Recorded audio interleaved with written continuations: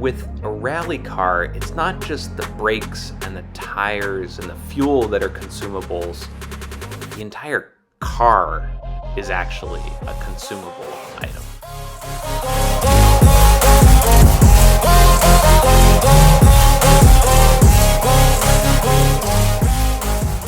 To give you kind of an idea, the difference between a rally tire and a normal tire, as you can see, the tread depth is extremely deep. Has more grip for gravel, mud, all the crappy terrain that you basically are driving in today. The wheels regularly break. This one is just damaged from rocks. After a while, they start getting beat and battered. These pictures will completely crack, and they're just garbage and unusable at that point. So we have to cut them all out, put new ones on.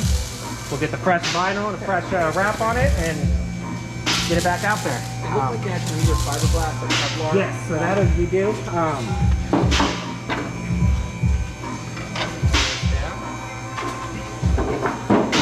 Really have to do any upkeep. The car with the longest one on, I think, is about a little over here, and you don't even see any wear on it. So they're just incredibly strong. As well as we weld square tube up and down the car so we can bolt underbody. Underbody protects the car, protects from rocks, scratches, whatever that you can possibly think of. Helps cover up expendable parts, stuff that gas lines, brake lines, things that do suspension. They do WRC. They're the leading suspension company for WRC, stage, rally, rallycross, motorcycles, Dakar, stuff of that.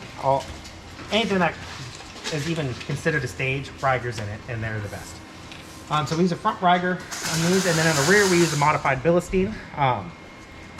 Basically, it's a Bilstein. We get sent out, gets revalved to a certain gravel spec, and then use an Ibach spring, coilover sleeve. And we did that because it's a little bit cheaper and a little bit easier to maintain.